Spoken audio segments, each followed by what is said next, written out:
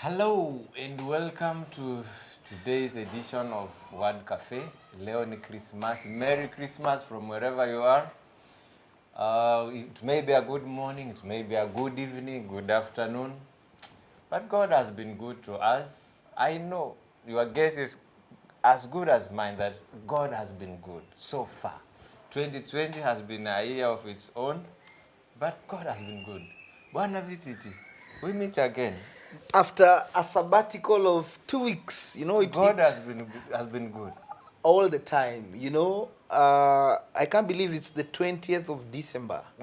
This has been a year that seemed like it will never end, but finally we are here on the last 2 weeks, and officially today we have started the countdown to Christmas, this being 20th of December 20 of 20. 2020. Yes. That term. And I'm glad to be back after missing out on the last 2 weeks. So we missed you as well. I missed all of our viewers. I missed the crew. And it's always a pleasure to be back here and having these conversations. You sure? Very. Absolutely. If there's something that I'm sure of, that is one of them. Word for word. Let's do this. Ukisikia Eric Omondi, what comes to your mind? Wife material. Wife material. Wife material. The guy has been trending on wife material. In fact, I think he has been in Mombasa for the last 1 week. A friend of mine actually spotted them in Kongowea when he had taken the potential wives for some shopping. And that's Eric Omondi for you. What if the 4 of them qualifies? In fact, according to him, he's quoted saying he would have wished to marry all the 9. But of course, the chance is only for one. We are on a wait-and-see game. So he's the president of comedy, and I think he's doing his thing very well. So it is comedy? I wouldn't say it's comedy. He is on video saying, he's on record saying he's serious about getting a wife. How can you take a comedian serious? Time will tell. All right. Yes. Sonko. Sonko. Wow. When the word Sonko is mentioned, I think where I sit today, impeachment and underdog. He never survived. He didn't. So right now, he's a political underdog. But there's a guy who has survived, I think, twice, Wambora or something. Wambora has... Akona ronga. No, just like a cat, he has 9 lives. He survived. And that's why they tell you, politics is not for the faint-hearted. Okay. It's not. Who would have thought that Sonko would be impeached? This is a man who could call State House and they will pick. Now he's out in the cold. On live show. On a live event, yes. And number 1 will pick. Okay. Boniface Mwangi. Boniface Mwangi. Yeah. Activism. And of course... Have you ever met this guy? Oh, I've not met him. I've met him. You've met him, eh? I think he's one of the people I would want to meet. And I'm very sure one of these fine days we will. One thing I learned from him is how to tell a story. He's perfect at doing that. In fact, what catapulted him to the world stage was the pictures he took during the 2008 post-election violence.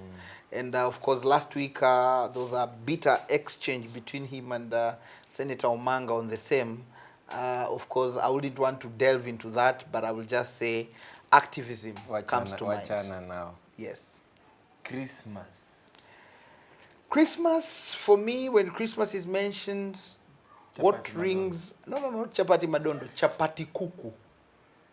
As kids, and today we are talking about reflections of the year, even as we are coming into the Christmas week.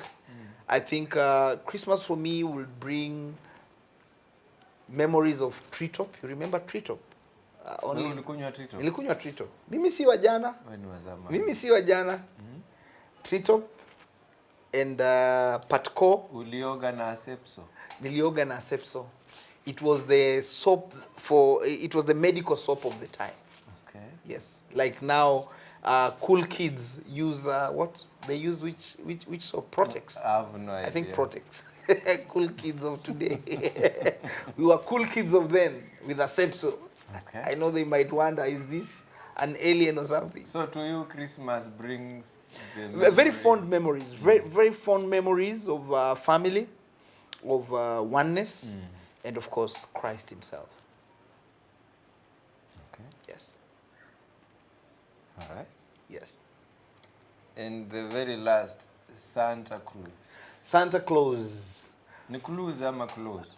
Pronunciation, it depends whether you went to a group of schools or if you went to school in groups. So which one are you? Me, I don't know where I went. So Santa Claus, the old man with the long beard, and he will give gifts. Hivyo tu. Hivyo tu. Inakuwa imeisha. Nakuwa tumemaliza mambo na Santa Claus. I came later on to learn as a mature person that it was a fairy character. He was never real. Everything about him was fake. Yes. It was always fake. Yes. It was actually meant to just excite children. And indeed it does excite children. It does. It does. According to you, it does. It does. It does. Okay. Yes. Hapo imeishia hapo. Word for word is done. Word for word is finished. Yes.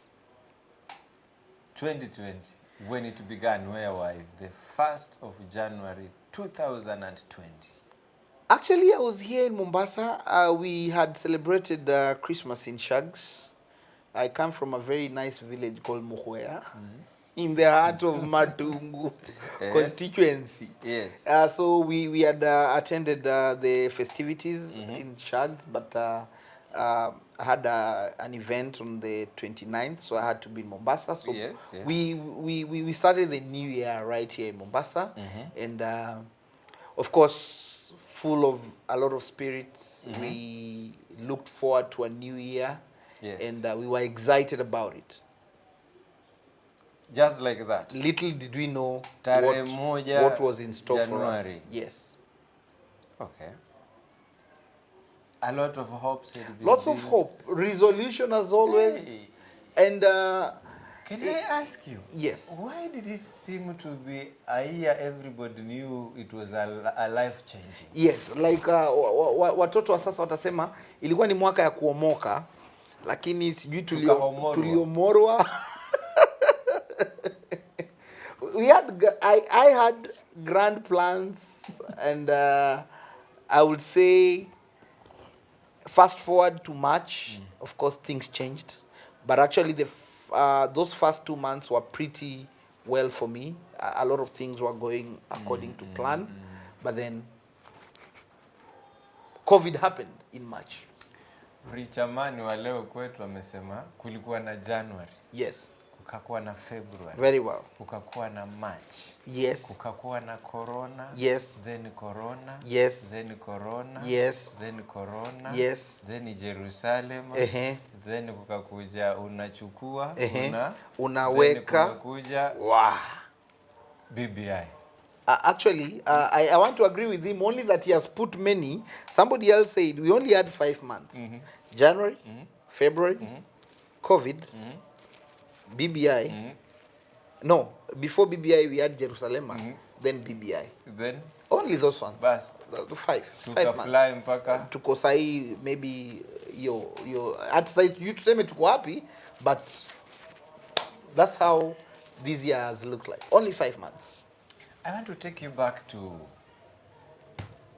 the early memories when you were a kid on Christmas. Yes.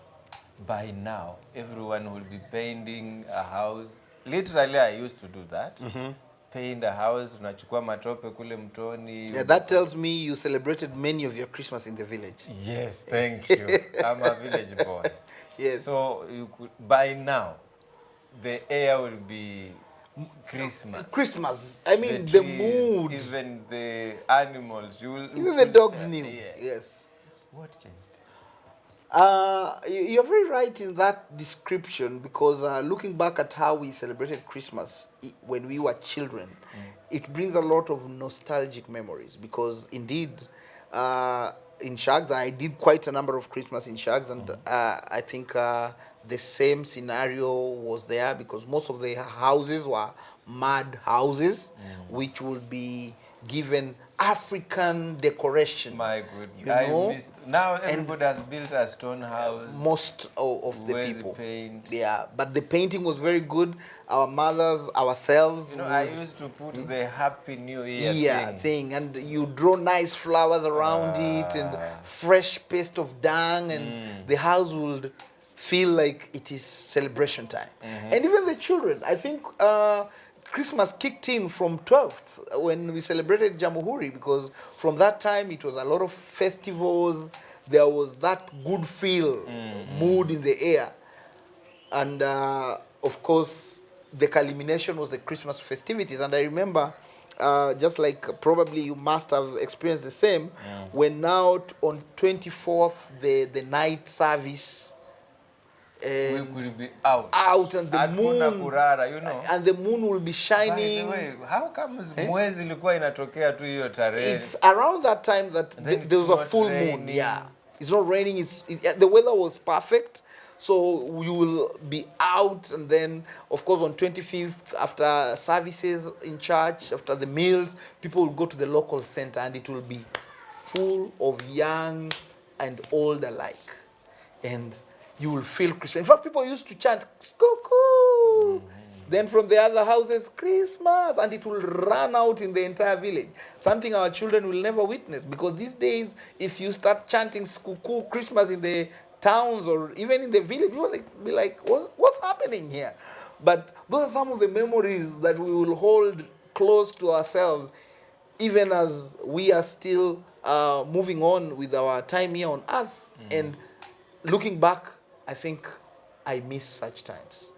Now 2020 is ending, Yes. and it is leaving people with mixed memories. Mixed memories, you know. For now, let me be honest and tell you that the Christmas memory is, I doubt if it is still there. It is still there. The only difference is because of the year that has been, it hit us in places we did not expect. I attended service today, and that celebratory feel was not in the air. I can tell you that for free.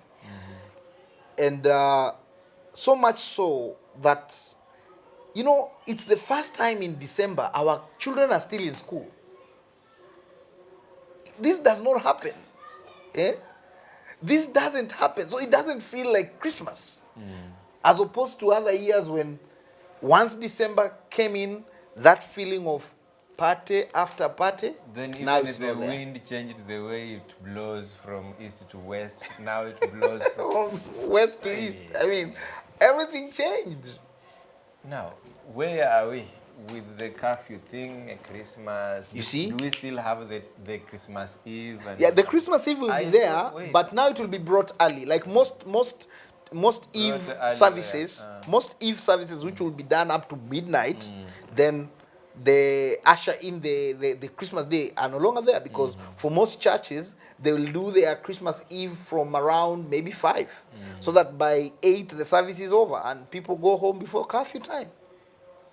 And even the revelers in different clubs, by 9 they should be back to their houses. So Nimeona- it's a Christmas of a difference. Nimeona tweet kwa Instagram, ni tweet, message, On Instagram we call them Wanaita- an update. update. Kwa Twitter ni tweet. It's a tweet. Kwa Facebook, I think it's also a timeline. book, It's a timeline.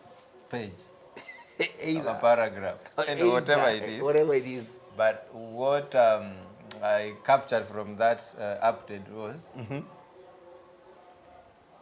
ambieni police station waoshe cells zikuwe safi, Kisha because tunakuja kwa wingi. tutajaa. Lazima tu mwaka hatuwezi vuka tukiwa nyumbani, so either tunavuka tuachiliwe tukuwe free, ama tuvuke mwaka kwa police station. Basi wengi watashikwa. Watakao kiuka watashikwa. They'll be arrested, because they'll have violated the curfew rules, and they'll get themselves starting the new year in a police cell, which will be unfortunate. I think we should just observe the curfew rules as it were. You've traveled through counties in this last period of, actually early December, late November, early December, you've been traveling. Sure. What do you read across the country or counties? What have you been observing, especially on the business? On the business front, I can tell you, senior, it's a bad scenario because I visited somewhere on the 12th of December, and it is a place that normally will be super busy at such a time. And we were surprised. The people who had visited the place were countable. You could count the number of people who were there. And this was in the heart of Kakamega County. What signal we got was the economy has been beaten. COVID has really eaten into the economic wellness of a lot of Kenyans, and as a result, there are things that will normally be done right now that are not being done.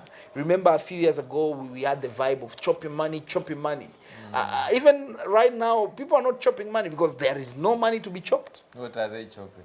I think people are not chopping anything. People are wondering how we will even do our bills in January. And before, it has always been in January. I don't know how they will call it this time. This is not in January. I don't know how they'll call it. Maybe God is coming.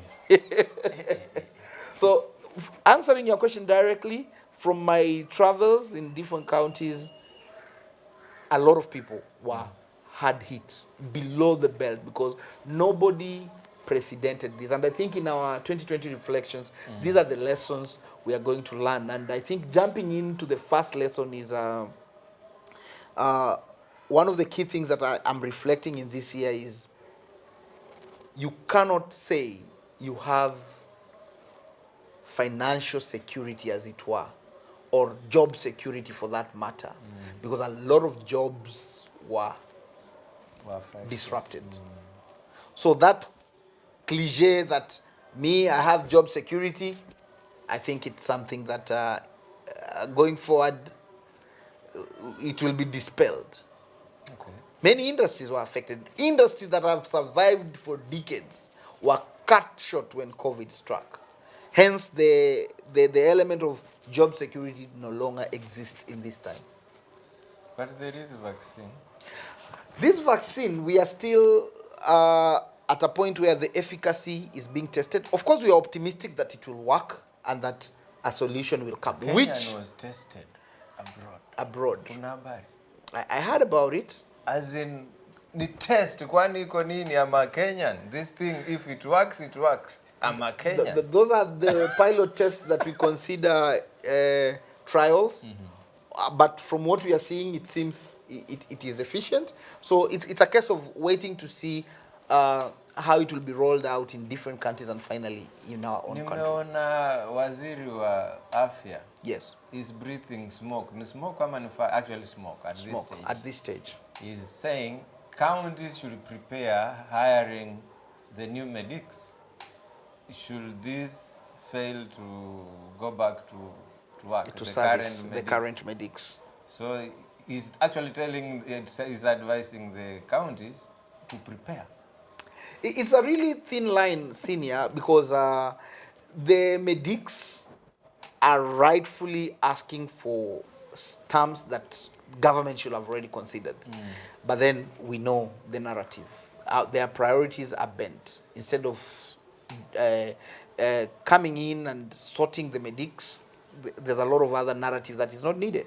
Hence, what we are saying is people's lives come first. Fine, they have taken an oath to safeguard lives, but even in that oath, they also need to have their lives safeguarded by the government making provisions of the PPEs and just an enabling environment for them to also thrive in treating the sick Kenyans. Okay. Yes. Doreen is watching you from Himo, Tanzania. I don't know where this is, but Doreen it's somewhere Yuga. in Tanzania. Yeah. Yes. Doreen Jayuga. Jayuga. She's a good follower of Word Cafe live stream. Doreen, we salute you. It's always a pleasure. Karibu sana. And also we have Pastor Stanley Lusimba. Yes. Who is tuned in. Silas Vijedi is tuned in from Likoni, Pastor Mombasa. Sani Vijedi. Yes. Stanley Oh, Lusimba. Pastor Stanley Lusimba. Pastor, pokea salamu kutoka Word Cafe. Then we have Silas Vijeti is in Likoni. Silas, big up, bro. Ruben Murunga, you know Ruben? I know Ruben. He's from Doha. Doha, all the way. Ruben. And Tunakupata. Evelyn Zuza, Yes. sijui yuko wapi, but he's tuned in. Wow, Evelyn, big up, salute. Kuna Liz D. Liz D, Then thank you. Isaac Angote. Isaac Angote, big up. Hey, today we are, guys are coming in fast and furious, I think. Kama we thank God. umewaiona Governor 001 Yes. wa TV. Isaac ndo amempeleka. Hey, usiseme ni mtu wa 001. Najifunza mambo haya kwao. Aya, Isaac. Hiyo ndio timu kubwa. Bazoo, wewe ndio Bazoo, eh? Okay. Yes. 2020. Have you learned any lesson? The first lesson, as I said, job security is a mirage. Don't It nobody doesn't exist. It doesn't exist. Don't sit anywhere and tell people, oh, you know me, my job is secured. My friend, that is a mirage. Hence, the lesson here is we should be very flexible. This is now the second lesson. Habari ya job security. Just forget. Just forget it. And that becomes Anything. my first lesson. My second lesson connected to job security Yes. is flexibility is key. In the workplace and even socially. Social place. Yes. Marketplace. Everywhere. School. Because if in this 2020 somebody was not flexible, they broke. Unavunjika. Kabisa. So we had to learn the hard way for those who are rigid to be flexible. Because when COVID happened, a lot of things changed. And the only bit that has enabled even some of us to be seated here in Word Cafe today is we adapted and we became flexible. The beautiful thing is that the Creator has made man an adaptable being. We are able to change with the times. So adaptability in terms of flexibility has been a key thing and a key lesson in this year. That as a business, you have to be flexible.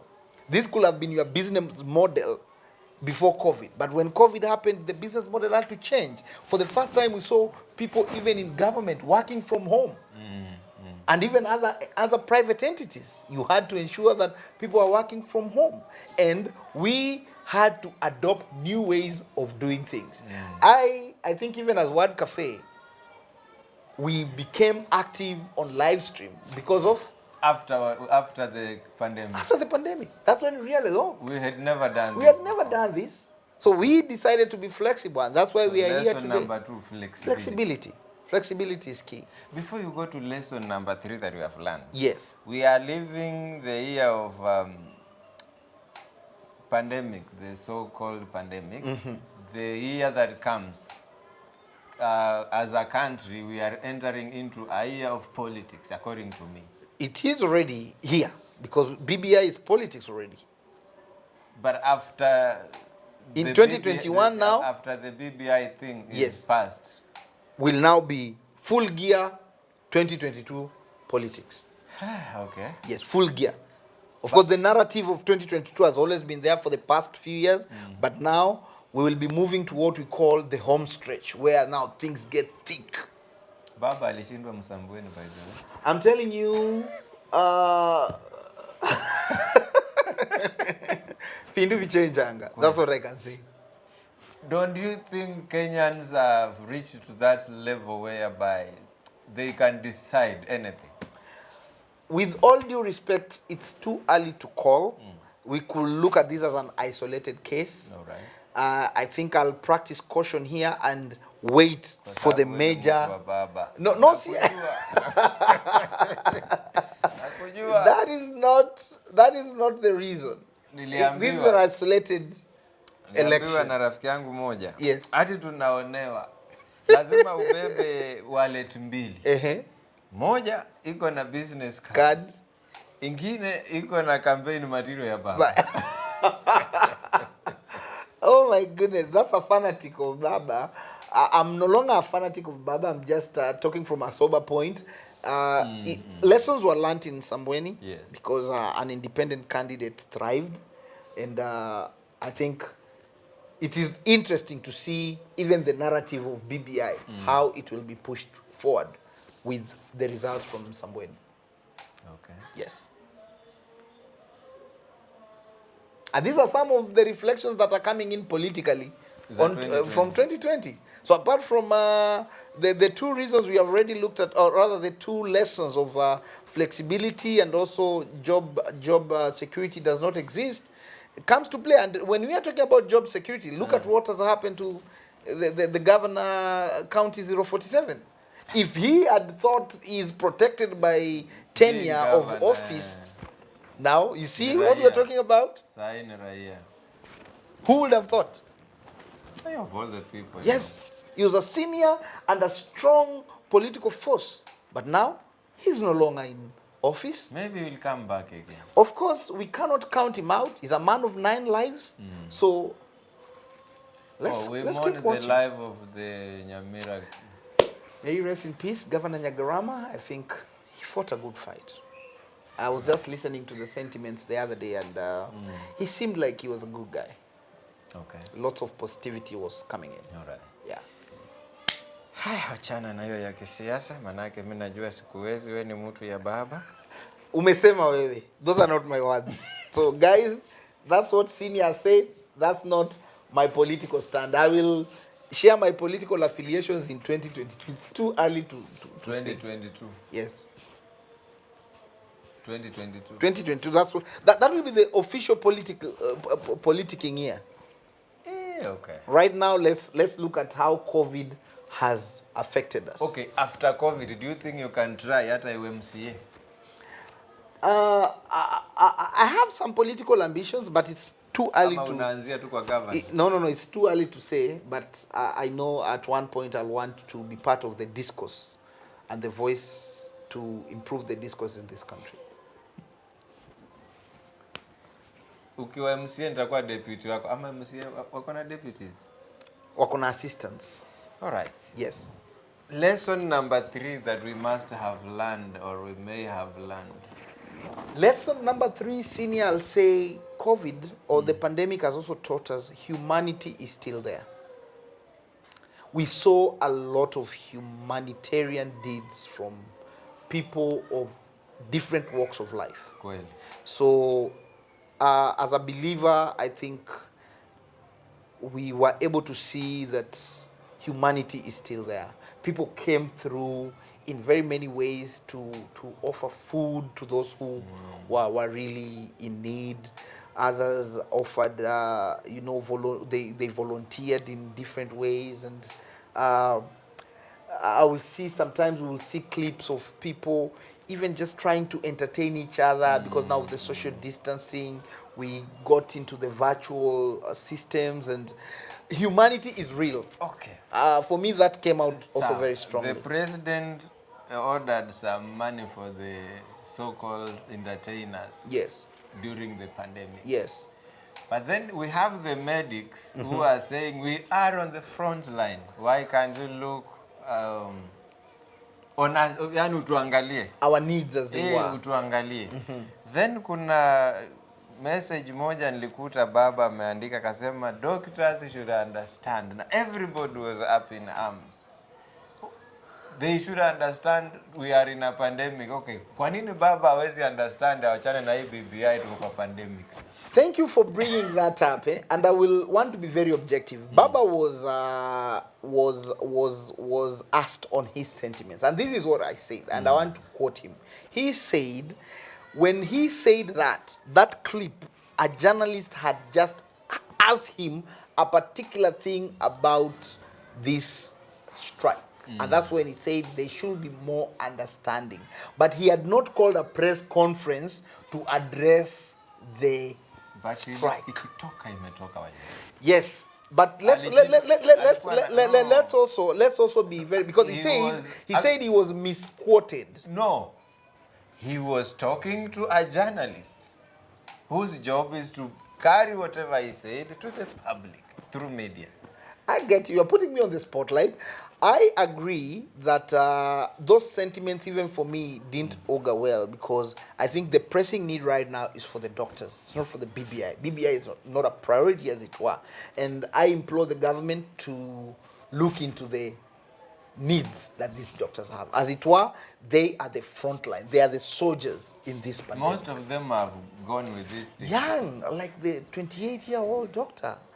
I mean, it made all of us Had worked feel... for some time without salary. Imagine 5 months.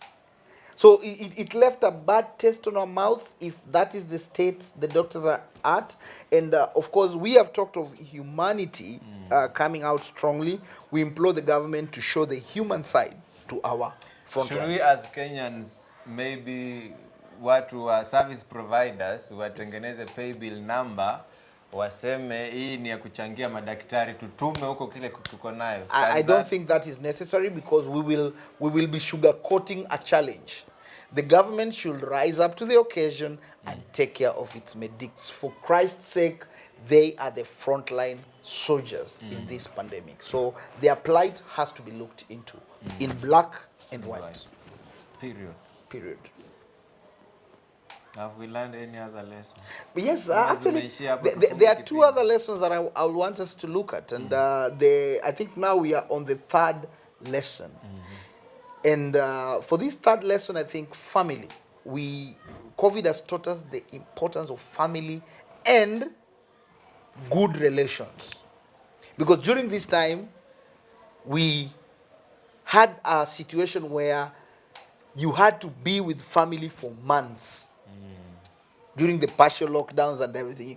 Like, you remember when Nairobi was not being accessible, Mombasa was not being accessible. So the people that came in handy were the people that we had close relations with, and of course family comes first. So the place of family is very key. And for me, 2020 proved that more than any other year before. Jamaa anasema heri lockdown irudishwe, because when there was lockdown in Old Town, there was a guy who never used to buy water. Water was coming, everybody could send water, Yes. because wako kwa lockdown. Yes. So he says afadhali irudi tena. Kwa yeye hiyo lockdown ilikuwa inamfaidi Sana. Yes. Na ndio hiyo, I think it's another lesson that we are learning, that even in adversity some people prosper, because there are people who have thrived in this pandemic. Hence, as much as it has beaten others, and people we know have lost their lives, there are people who have thrived in this pandemic. thing. Hence, the other lesson that we are learning here is that even in adversity, there's still opportunity for growth. And in fact, growth happens at times of discomfort. Growth happens? During times of discomfort. We will not be on Word Cafe couch today if COVID had never happened. True or true? I have no idea, ndio unaniambia. You are being philosophical, but it's during times of discomfort that growth happens. That is another pertinent lesson I've personally learned in 2020, because we became creative. So I'm connecting this with the lesson on innovation and creativity. It's during this time that we embraced platforms like Zoom, we embraced WebEx, we embraced even local apps came up, like Tuwasiliane. There's an app called Tuwasiliane which was made by some Kenyan in Nairobi. Na haikutufikia mbona? Imetufikia, though late, because when it was being piloted, many people had embraced Zoom, WebEx, and Microsoft Google Teams. Plus. But now, Tuwasiliane is there. Okay. Yes. I have no idea. Ruben is saying, but on the other hand, BBI will just pass. Putting in mind deep state yani system. Itapita tu. Ruben, we hear you, and we don't want to...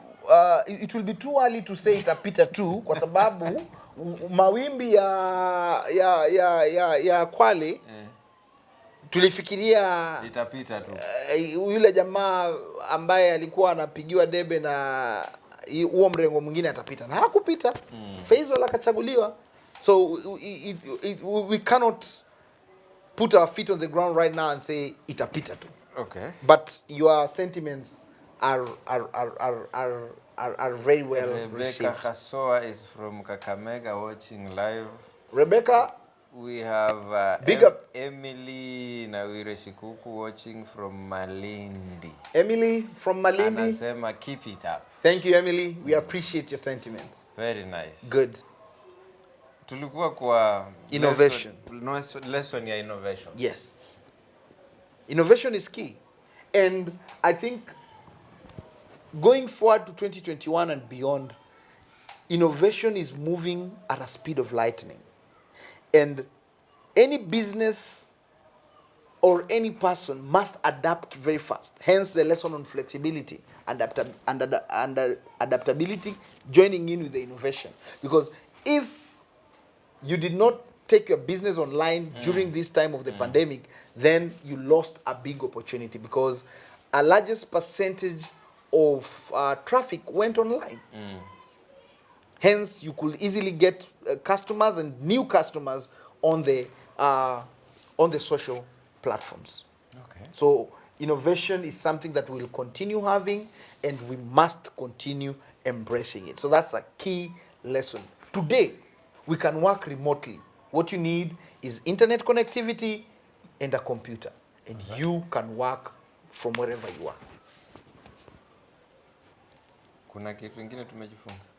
Yes, bado the lessons in 2020 cannot end in an hour. 2020 nilijifunza kitu rahisi. Yes. Kwamba you can sleep with money in the hand na ukaamuka hiyo pesa hakuna. Explain further. Ama you can sleep without money. Yes. Na ukaamuka uko nayo. Explain that. I'm not getting it clearly. Do you know there are people who had big ambitions na business yao? True. Huwa wanasema by first quarter. Yes. Quarter is in April. In April. The turnover will be this much. This much. But come April, nobody was talking of the turnover. It had been disrupted. For many organizations. For new organizations that were now into medical supplies, their turnovers read well. There's this thing in corporate world. Yes. The strategic plan. Plan, yes. Do you think it works? It does. No, Strategic plan, it work. it didn't work this year because of the unprecedented pandemic. But that's why we are saying, in any strategic plan, and even personal planning and resolutions, the clause on flexibility must suffice. Flexibility. If you put a strategic plan or a business plan without flexibility, my friend, you are going to crash land. Events. Yes. People have been hiring halls, social halls, True. what have you. True. Today there is no one hiring a hall. Because they say, why should I hire a hall for 50 people? I can do it at home. True. Are we safe? We have adopted, and I will say we are safe, because you've even brought that, and the beautiful thing is that we are both also in the events industry, and I know it has been one of the industries that has been badly hit. But as it were, slowly but steadily, events started coming back, and we saw even concerts being done, as much as many concerts were done virtually, but there were also physical concerts that were done, of course, with the COVID-19 protocols being observed. Okay. Yes, even like I've managed to host a few India dinners, as long as the spacing follows the COVID protocols. Now, for you to keep 200 people, Yes, what spacing do you need? you need a ground. A ground. Yeah, it needs to be open air. It's better than hiring a hall. That's why now, for such events, people are moved outdoors, and then the spacing is duly. So it's a matter of flexibility. It's a matter of, that's the key thing, the flexibility on how you will want to handle even an event. Yes. We still have to think about school fees in January. I hear so many schools are saying you go with The bank slip, yes. zero balance. tuko sawa. Naweza sema hapo kwa most institutions asking for zero balance, I think they are not cognizant of the fact that the same parents who you are demanding that they should come with zero balance have been beaten economically by this pandemic. And my urge will be, let them have a consideration. Many parents have lost their economic power. Many have gotten pay cuts. Others have been declared redundant. So if you tell this same parent that you want zero balance on day one, I think Which it's is on 3rd of hypocritical. January, On 4th. 2 weeks from now. 4th of December. It's not fair at all. Parents should be allowed to bring in what they can afford. I'll tell you something for free. Go ahead, sir. Kama ningekuwa na uwezo, hii masomo ingepelekwa tuanze tu mwezi wa 4. Tusome mwezi wa 4 mpaka mwezi wa 8, shule imeishia hapo. Watoto waende next class. What about the gap that will have been created? Where is the gap? People have been home from March, Hence only to come back in November. They are doing exams, as we say. That is for grade 4, class Whatever 8, grade, and from 4. learning is just learning. Yes. Whatever systems of education that were put there, we can bypass these things. No, that You know, that gap will cause Wachana na gap. unprecedented Do problems. you know we have successful people who never sat in this I classes? agree. I agree. We are gifted differently. No. We are gifted No. differently. For those who are gifted to work in a linear progression in terms of academia, skipping that will affect them. But for those who are skilled in motor skills and they are more into the technical element, then there'll be no problem. Hence, these are issues that I want to believe the ministry took care of in ensuring that we will continue as per the timetable prescribed at the moment, and then the academic year will start running normally again in 2023. 2023. Yes. That's when now this cycle will have closed gap, and then we continue with our first term being in January 2023. Hii education iko na mahali inatupeleka sahi. You can never underestimate the value of the education. It's always important that people go to school. No, I'm looking at it as in people have been home, or children have been home For many months. for many months. Yes. Just coming the very few last months to do an exam, and they have to progress anyway. I think I will approach it from this angle. Schools will have to ensure there's a lot of psychosocial support for almost the first entire term. You know what I'm thinking? I'm Yes. thinking that the children who are in class 4, they should just go to 5. No, The difference the is not grade there. 4 learners have been in school with the class 8s. So for them, they'll have a continuity. By the time KCP is done, they'll stay home for some time. Because remember, for them, when they get back to January 4th, they'll be doing their 3rd term. Whereas the rest of the classes will be doing their 2nd term. So they are ahead with 1 term. But the other classes will be on first term. Will be on 2nd term. 2nd. Yes. Those are the lessons learned in 2020, and they are summed up with the word flexibility. The ministry has had to be flexible around their timetable Why and can't you calendar. just take these guys to the next class? That is all. That's a question for Magoha to answer. I mean, what will change? Nothing. It's a debatable question. Mtu wa kupita atapita tu. I will Wa still say it's kuanguka ataanguka tu. no. 7 months is a long time to do what? to let it go just like that. Restoration has to be done. In which way now? That is why the timetable and the school calendar You has been are adopted. a seasoned teacher. Yes. All right? Yes. What will be a difference if I take my standard 5 child to 6? Skipping the syllabus for class 5. Yes. The difference will be detrimental. There'll be a lot of Just concepts, not just books. There'll be a lot of concepts that will have been skipped. Like, kama ni kuandika You anajua. see, wait, the syllabus is progressive. Hence, when you Serious, aye. skip the units, they are basic concepts that you will never recover. And if you will recover from them, my friend, it will have taken these kids a really No, according long to time. me, concept you are saying for booksellers to sell books. Not really. Aki. As a teacher, from where I Hapana. sit, the curriculum implementation has to be progressive. Hence, when you skip some units, you'll have affected the growth of those concepts that later on build into each other. Remember, this curriculum builds on concepts. Yes. Inanihusu. Inatuhusu, hawa ni watoto wetu. Inatuhusu sisi sote. Yes. Mbona inatuhusu sikuoni sana. vizuri? Inatuhusu sana. Hence, tumesema nini? The flexibility is needed, but to add on the flexibility, and especially on business terms, agility in business models. All business models have to be agile in terms of changing with the dynamics of the day, and that's another critical lesson coming in 2020.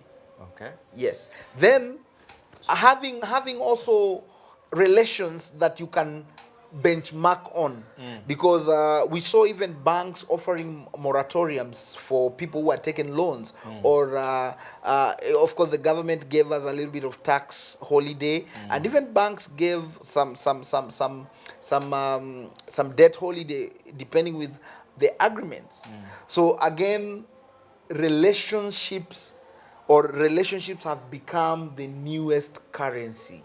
The strength of your relationships will determine whether you thrive or survive. To mean? To mean, there are suppliers who continued supplying because they have a good relationship with the existing business. So they could still supply you on credit for as many months as you have agreed. There are those, just like I've mentioned, you are taking a loan and now you go to the bank and you tell them, I cannot service this loan because of the economic situation, and they give you a debt holiday of even 6 months. You know, and that could only be done if the relationship was good. Hence, having good relations, business, social, is another very instrumental lesson for 2020 and going forward, that the type of relations that have surrounded you will determine your success.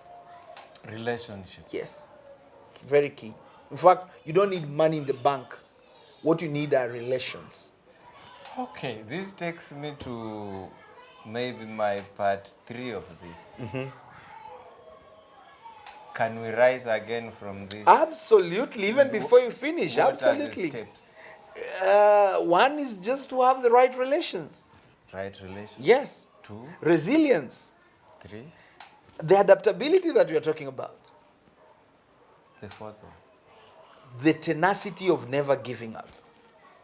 Nayo. Nayo.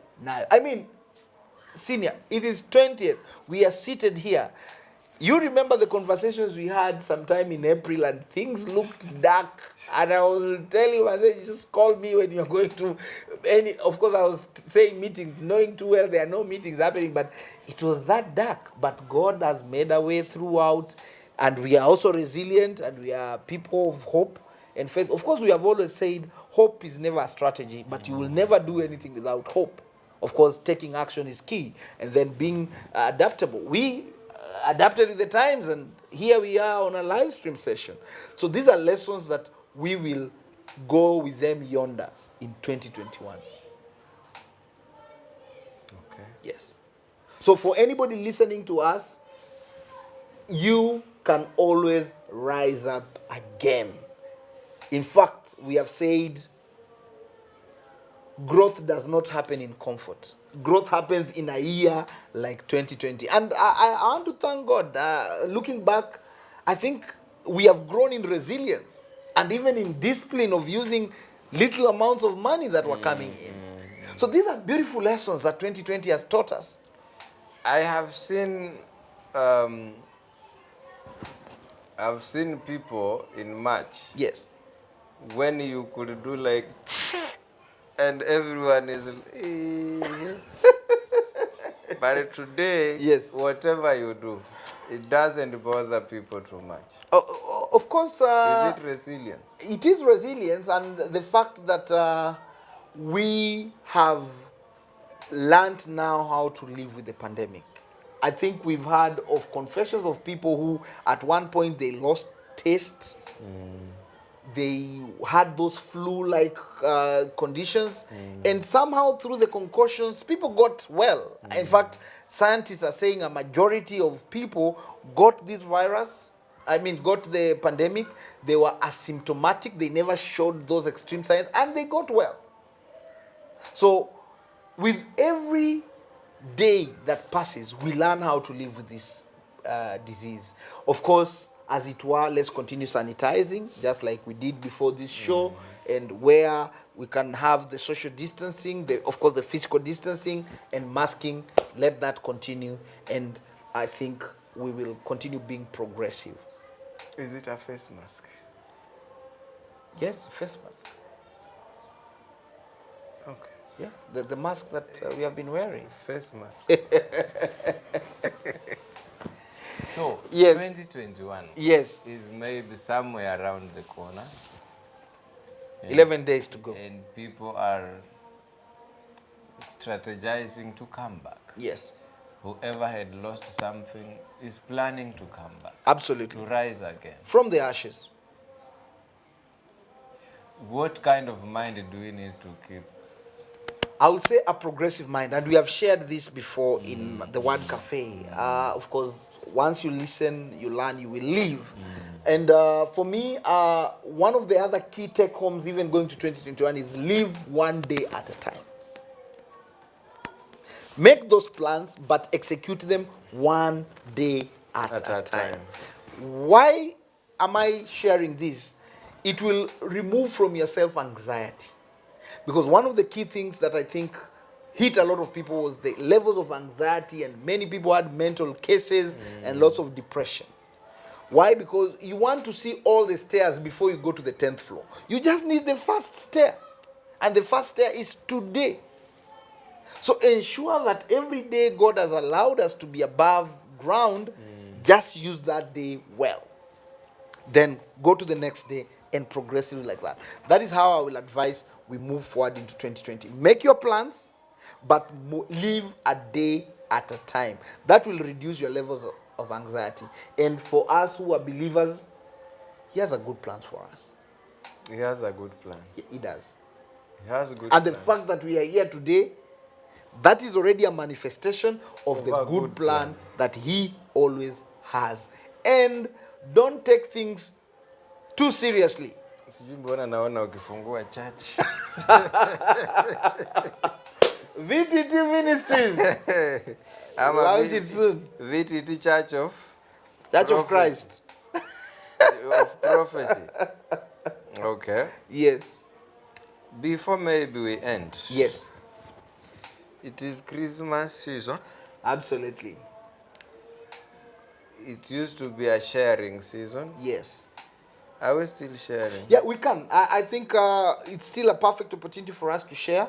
When we still look at ourselves, there are things we can still share and give. You know, when we talk of sharing, immediately what pops into people's mind is money. No. Sometimes what you need to share is your time. Sometimes what you need to share is what we are doing here on Word Cafe. Giving reflections, deep conversations. Because words are creative. So if you can share with somebody in distress and give them that word of hope, you are sharing. We will never run short of sharing opportunities. A smile at the bus park. A smile to your neighbor. That is sharing. Even before we go to money and goods. Uende Kongowea usmailie watu. You don't need to go to Kongowea. The everyday people that you meet with. People are struggling with a lot of things. And a good word to somebody, a bright smile to somebody, can be the difference between life and death. And you know, many times we have narrowed sharing to monetary gain and to commodity. No. As much as that is necessary, it starts with that vibrancy, that positivity. Okay, I didn't know. Yes. To me, I thought sharing is something you carry and... No, that is so narrow perspective. Because even if I bring you unga, you are hungry, and I don't even smile at you, you might be suspicious of why am I giving you that unga in the first place? Is it poison? Wait, if I come smiling and I have this unga, you will still be suspicious. No, I won't. I will see you are bringing it out lovingly. Okay. Yes. So that suspicion will not be there. So let us share, and we have a lot of opportunities for sharing through words of comfort, a nice message, a phone call. Then, of course, you can extend some clothes, some goodies. Let's spread the cheer. Let the effects of 2020 not make us to stop sharing the Christmas cheer. Remember, Christ is always the reason for this season. So let us, And he has better plans. and he has good plans. But of course, Christ doesn't come down, he sends us. He sends someone. Yes. So we can always look into ourselves and see what can we share. And there are so many things that we can share. There was a time we visited a children's home to just spend time with them. Of course, we had a little bit of donation, but I remember what stood out was the time we shared with those kids in that orphanage. Right. These are things we can all do. There's a guy called Silas Mulamula, anasema, Yes. is watching from Uko. Uko, where is Uko? Uko sasa labda ako kijijini kwa wenyeji. Kwa wenyeji. Anaitwa Silas. Aha, Silas Mulamula. We appreciate you, man. We appreciate you. Okay. Yes. I wish to end this thing like right now. 2020 reflections. 2020. Before you end, I just want to appreciate all our live stream viewers, both on Facebook and YouTube. And I want to appreciate Word Cafe. I think this has been one of the good things that have happened in 2020. Looking back at where we started and going forward to 2021, I know we'll continue enhancing these reflections. And as we always say, we listen, we learn, and we live. May we all have a Merry Christmas.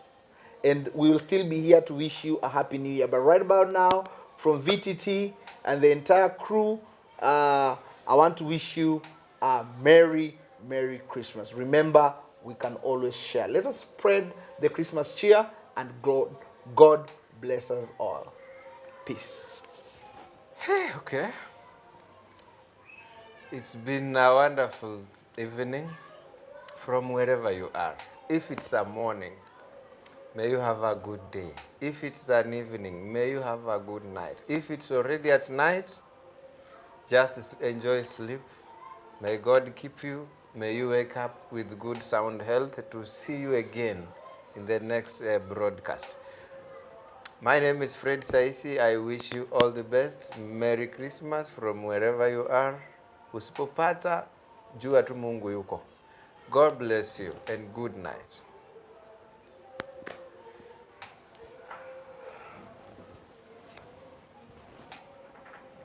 Wow, inajifungua poa.